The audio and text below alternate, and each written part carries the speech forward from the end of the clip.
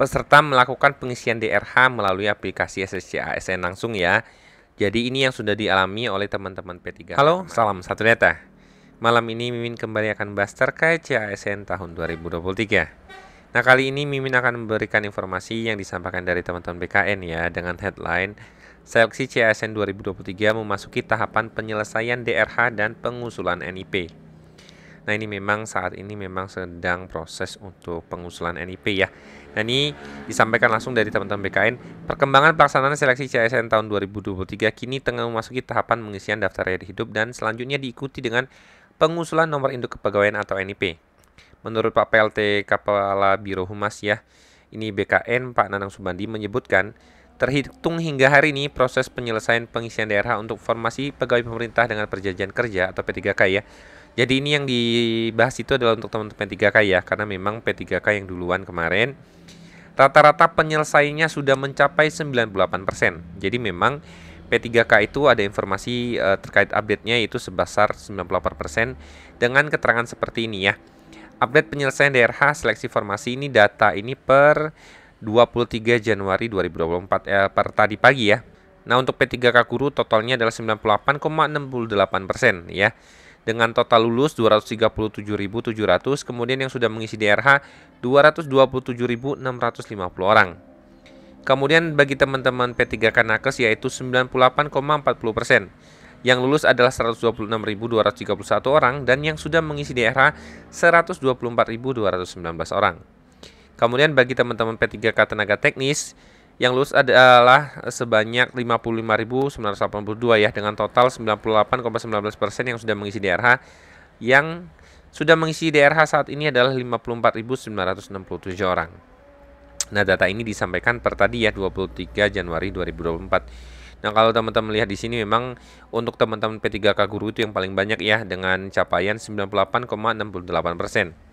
Sementara untuk formasi calon pegawai negeri sipil tahun 2023 dalam tahap memulai proses pemberkasan atau pengisian DRH yang dijadwalkan mulai hari ini tanggal 23 Januari sampai dengan 21 Februari 2024. Nah, khusus teman-teman CPNS itu kan memang baru beberapa hari yang lalu pengumuman informasi kelulusan ya. Jadi memang ini baru dimulai untuk hari ini untuk teman-teman CPNS. Pengisian DRH akan dilanjutkan dengan usul penetapan NIP CPNS dari instansi KBKN pada tanggal 22 Februari sampai dengan 22 Maret 2024. Adapun untuk pengusulan NIP P3K berlangsung mulai 15 Januari sampai dengan 13 Februari 2024. Ini adalah bagi teman-teman yang P3K ya. Nah, kalau teman-teman masih ingat, ini ada suratnya ya. Ini adalah surat terkait perpanjangan informasi ketika itu ya.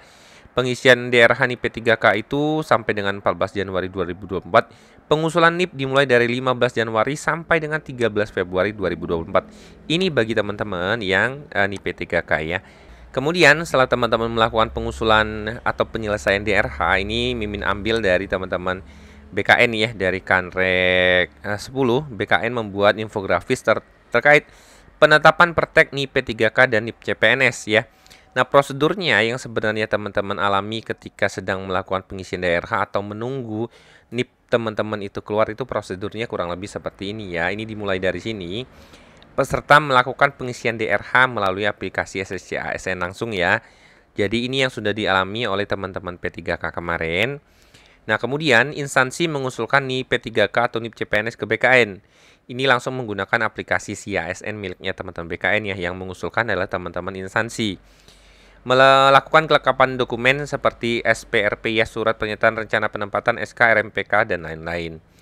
Jadi berkas usul teman-teman itu ya, setelah peserta mengisi DRH itu instansi mengusulkan ini ya. Nah, dalam proses perjalanan ini muncul beberapa hasil ya. BKN memproses berkas usul dari instansi dengan hasil ya. BTS berkas itu tidak sesuai ya, itu jadinya BTS. Berkas tidak sesuai ini setelah diperiksa memang ternyata ada ketidaksesuaian seperti yang diupload ya. Jadi nanti berkas ini akan kembali ya, berkas usul yang kembali ke instansi untuk dilengkapi. Nah, kondisi BTS ini teman-teman dapat perbaiki oleh teman-teman instansi nanti ya. Jadi kasus BTS ini dipulangkan ke usul awal dan dapat dilakukan perbaikan. Kemudian yang kedua adalah MS. MS itu yang hijau ini ya. MS itu ketika diperiksa ya berkas usul ini dan memenuhi syarat, dia akan masuk ini ya, berkas usul yang dapat diterbitkan perteknya oleh BKN ya. Nah, pertek itu sendiri adalah pertimbangan teknis ya. Kemudian yang berikutnya adalah TMS itu tidak memenuhi syarat. Nah, berkas yang tidak memenuhi syarat itu adalah berkas usul yang tidak dapat diproses Pertek NIP P3K atau NIP CPNS. Nah, ini tidak dapat diproses ya. Ini biasanya memang dipulangkan karena biasanya ada kesalahan dari nomenklatur jabatan yang tidak dapat diisi ya. Yang akhirnya memang peserta biasanya gugur gitu ya. Nah, ini kalau BTS ya tidak dapat diproses ya, atau memang ya selesai. Nah, ini ketika teman-teman usul yang MS itu ya, MS itu, kemudian instansi menerbitkan SK setelah mendapat pertek dari BKN. Nah, ya, ketika MS ini atau memenuhi syarat berarti teman-teman yang nama-namanya memenuhi syarat itu, instansi dapat menerbitkan SK setelah mendapatkan pertek dari BKN gitu ya. Jadi nanti sudah dapat NIP gitu ya, kemudian dapat pertek.